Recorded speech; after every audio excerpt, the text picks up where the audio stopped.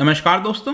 जैसा कि आपको पता है, कल एक बहुत ही दुर्भाग्यपूर्ण घटना घटी थी। हमारे जो पहले चीफ ऑफ डिफेंस स्टाफ हैं बिपिन रावत जी, उनकी यहाँ पर मृत्यु हो गई उस पर्टिकुलर हेलीकॉप्टर हादसे में। तो यहाँ पर हम वेट करेंगे, देखेंगे कि एग्जैक्टली इंक्वायरी में इसको लेकर क्या आता है, क्या किसी प्रकार की गलती हुई थी, क्या हुआ था, वो सब इंक्वायरी में पता चलेगा। लेकिन यहाँ पर अब जो सबसे बड़ा प्रश्न खड़ा हुआ है कि जो हमारी मिलिट्री लेवल में टॉप पोस्ट है, मिलिट्री में जो टॉप लेवल की पोस्ट है चीफ ऑफ डिफेंस स्टाफ की, अब कौन होगा next chief of defence staff. तो उसी के बारे में मैं आपसे चर्चा करूंगा और बताने की कोशिश करूंगा, लिंक करूंगा कि एग्जैक्टली ये अपॉइंटमेंट कैसे किया जाता है, कौन हो सकता है और यहां पर रोल क्या रहेगा। काफी कुछ जानने को है, चलिए आगे बढ़ते हैं। लेकिन उसके पहले अगर आप यूपीएससी या फिर किसी भी एग्जाम की तैयारी कर रहे हैं तो आप हमारे ऐप को डाउनलोड करिए या फिर studyIQ.com विजिट कर सकते हैं, वहां से सारी जानकारी आपको मिल जाएगी। इसके अलावा अगर आप एमसीक्यूज अटेम्प्ट करना चाहते हैं तो यहां पर मेरे इंस्टा पेज पर जा सकते हैं, सभी कुछ आपको स्टोरीज में मिल जाएगा। तो चलिए यहां पर हम सबसे पहले देखेंगे एग्जैक्टली हो क्या रहा है, हम इसकी चर्चा कर क्यों रहे हैं। आपको पता है एक ट्रैजिक और अनटाइमली जो डेथ हुआ है हमारे पहले chief of defence staff general Bipin Rawat ji का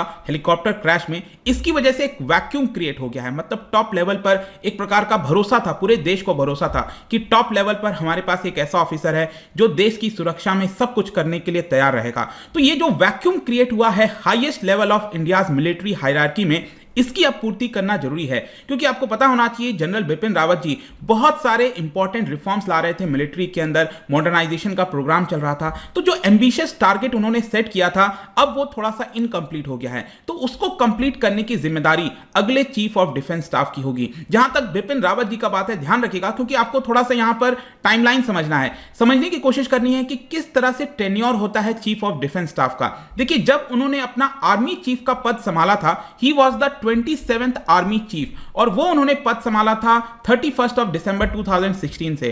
तो यहां पर एक और चीज आपको पता होगा कि आर्मी चीफ का जो पद होता है उनका टेन्योर होता है 3 साल का। तो यहां पर 2017, 2018 और 2019 3 साल तक वो आर्मी चीफ बने रहे थे और अगले ही दिन 31 दिसंबर 2019 को रिटायर होने के बाद अगले दिन 1 जनवरी 2020 को उनको चीफ ऑफ डिफेंस स्टाफ का पद मिल गया था। पहले चीफ ऑफ डिफेंस स्टाफ बने थे। लेकिन प्रॉब्लम क्या है, चीफ ऑफ डिफेंस स्टाफ में ध्यान रखिएगा कि यहां पर कोई फिक्स टेन्योर नहीं है। जैसे मैंने आपको बताया आर्मी चीफ के अंदर 3 साल का टेन्योर है या फिर 62 ईयर्स, मतलब कि जो भी पहले हो गया वो यहां पर रिटायर हो जाते हैं। लेकिन चीफ ऑफ डिफेंस स्टाफ में कोई एग्जैक्ट टेन्योर नहीं दिया गया है। लेकिन हां, अपर लिमिट आपको देखने को मिलेगी, मतलब 65 ईयर्स की अपर लिमिट है चीफ ऑफ डिफेंस स्टाफ के अंदर।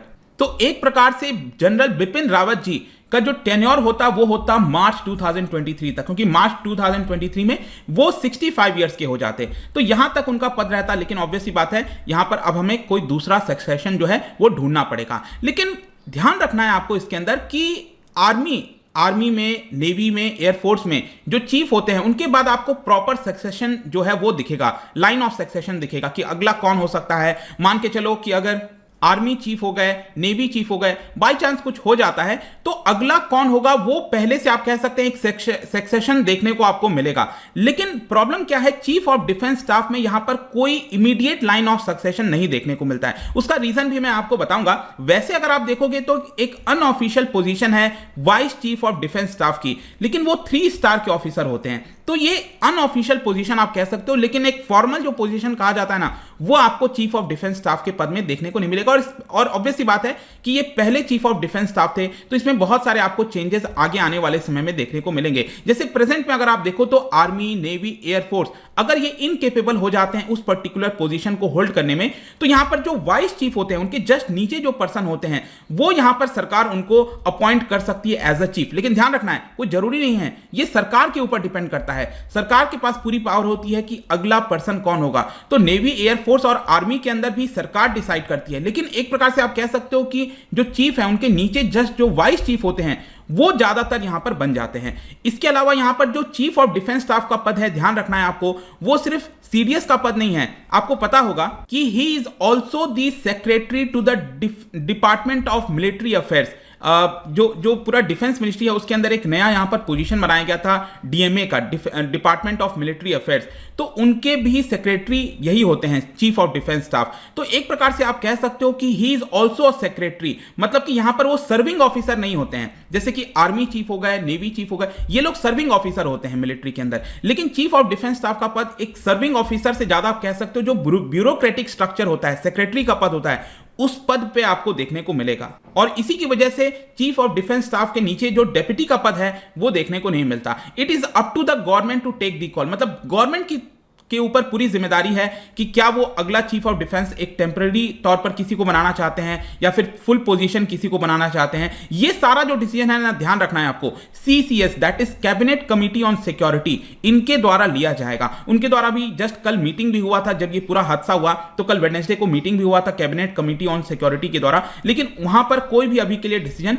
नहीं लिया गया है। इसके अलावा जैसा कि मैं आपको बता रहा था कि जो चीफ ऑफ डिफेंस स्टाफ का पद होता है वो ड्यूअल हैट पहनते हैं, मतलब कि एक और बहुत इंपॉर्टेंट पोजीशन है, जैसा कि आप देख सकते हो मिनिस्ट्री ऑफ डिफेंस के नीचे यहां पर department of defence, department of ex serviceman welfare, तो ये 4 आपका डिपार्टमेंट देखने को मिला था। लेकिन जब चीफ ऑफ डिफेंस स्टाफ का पद बनाया गया ना, तो यहां पर एक और डिपार्टमेंट बना दिया गया था, DMA, department of military affairs, और इसके जो सेक्रेटरी हैं वो अपॉइंट कर दिए गए थे, जो भी सीरियस होगा that is chief of defence staff होगा वो ऑटोमेटिकली इसका सेक्रेटरी हो जाएगा।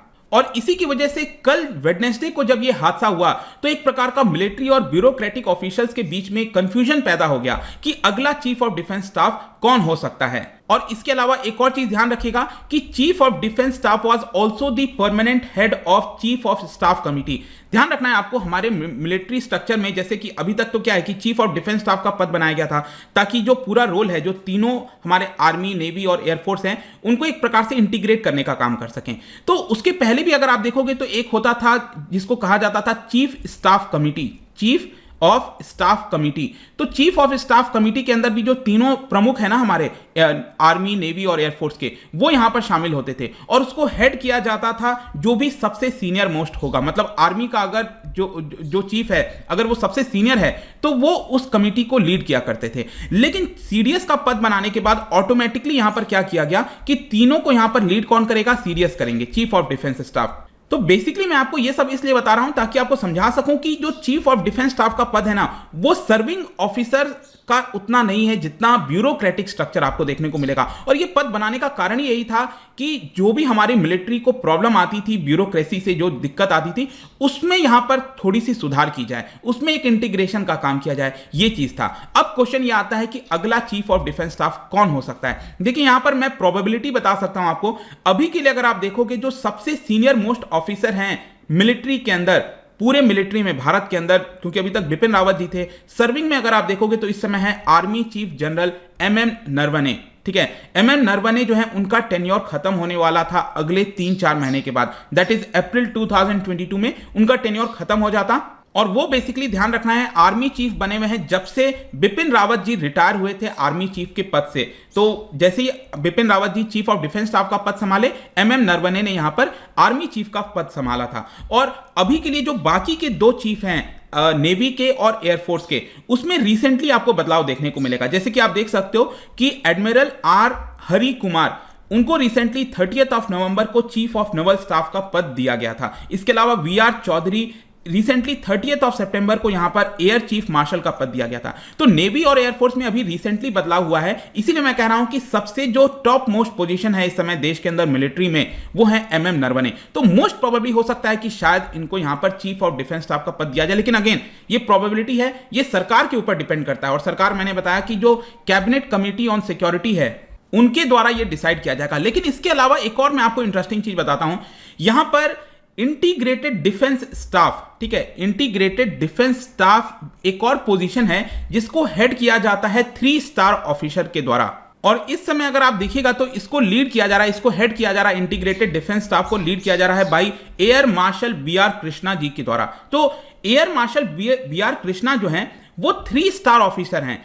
तो क्या हुआ था कि जब ये चीफ ऑफ डिफेंस स्टाफ का पद बनाया गया 1 जनवरी 2020 से। तो ऐसा ज्यादातर स्पेकुलेट किया जा रहा था कि यहां पर ये जो इंटीग्रेटेड डिफेंस स्टाफ का जो पद संभालेगा, जो हेड करेगा उसको, वही आपका वाइस बन जाएगा, vice chief of defence staff. मतलब बिपिन रावत जी के नीचे जो vice chief of defence staff है वो पद कौन संभाल लेगा? जो इंटीग्रेटेड डिफेंस स्टाफ का पद संभाला हुआ है। ठीक है, तो यहां पर उसको बोला तो जा रहा था लेकिन ये ऑफिशियल नहीं किया गया था अभी तक, और इसी की वजह से अभी तक श्योरिटी नहीं है कि कौन यहां पर हो सकता है।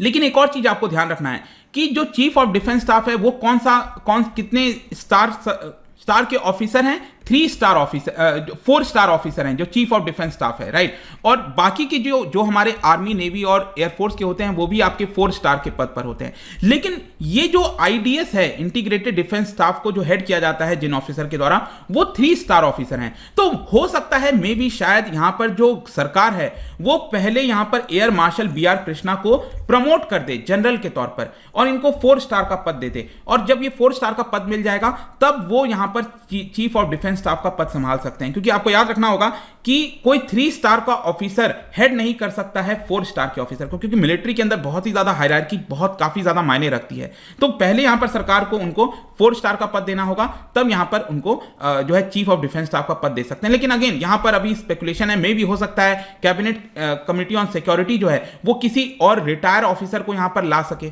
ठीक है, कुछ भी हो सकता है, आई डोंट नो, वो देखना होगा। बट आई होप कि ये सारी चीजें आपको समझ में आ गई होंगी। और जाने से पहले यहां पर कुछ चैलेंजेस की अगर हम बात करें तो जैसा मैं आपको बता रहा था, जनरल बिपिन रावत जी वो कोशिश कर रहे थे यहां पर तीनों सर्विसेज के अंदर एक प्रकार से कंसेंसस बिल्ड करने का, ताकि एक इंटीग्रेटेड थिएटर कमांड, इसके ऊपर ऑलरेडी मेरा वीडियो है वो आप देख सकते हो, इंटीग्रेटेड थिएटर कमांड ये बनाया जाए which will be the biggest reorganisation of Indian armed forces. जैसे कि यहां पर वेस्टर्न सेक्टर के लिए एक वहां पर इंटीग्रेशन हो, मतलब आर्मी, नेवी और जो एयरफोर्स है वो एक साथ मिलकर काम करें, स्पेशली वेस्टर्न के लिए। फिर इसी प्रकार से ईस्टर्न सेक्टर के लिए काम करें, हमारे जो मैरीटाइम सेक्टर है उसके लिए वो काम करें, मतलब सब मिलकर काम करें, इंटीग्रेटेड हो, ऐसा यहां पर कोशिश किया जा रहा था। लेकिन इसको लेकर इंडियन एयरफोर्स की तरफ से कुछ यहां पर ऑब्जेक्शन देखने को मिल रहा था, तो उसी में सुलह करने की एक प्रकार से कोशिश की जा रही थी। इसको लेकर रिसेंटली डिटेल स्टडी भी करवाया गया, एडिशनल स्टडी भी ऑर्डर किया गया था रिसेंटली जनरल बिपिन रावत जी के द्वारा। तो अब ये जो सारी जिम्मेदारी है वो अगले चीफ ऑफ डिफेंस स्टाफ के ऊपर आ जाएगी। एंड लेट्स सी कब तक ये अपॉइंटमेंट होता है। लेकिन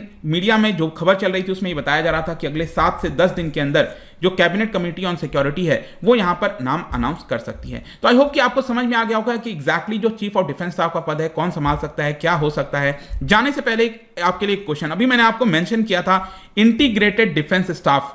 इंटीग्रेटेड डिफेंस स्टाफ का जो पद है वो कब बनाया गया था, कब क्रिएट किया गया था, कौन से वॉर के बाद क्रिएट किया गया था, ये आपको यहां पर बताना है। इसका राइट आंसर आपको पता ही है, मेरे इंस्टाग्राम पर तो मिलेगा ही, वहां पर अगर आप नहीं हो कोई बात नहीं, टेलीग्राम से भी ले सकते हैं इसका सही उत्तर। मैं कई सारे एमसीक्यूज यहां पर डालता रहता हूं स्टोरीज के फॉर्म में, आप जाकर प्ले कर सकते हो। बाकी अगर आपको पीडीएफ चाहिए तो टेलीग्राम पर आइए, अलग अलग सोशल मीडिया पर भी आप जुड़ सकते हैं। साथ ही साथ यूपीएससी या फिर किसी भी एग्जाम की तैयारी कर रहे हैं तो आप हमारे ऐप को डाउनलोड कर लीजिए। आई होप कि वीडियो आपको पसंद आया होगा। मिलता हूं आपसे next time, till then thank you very much, see you soon.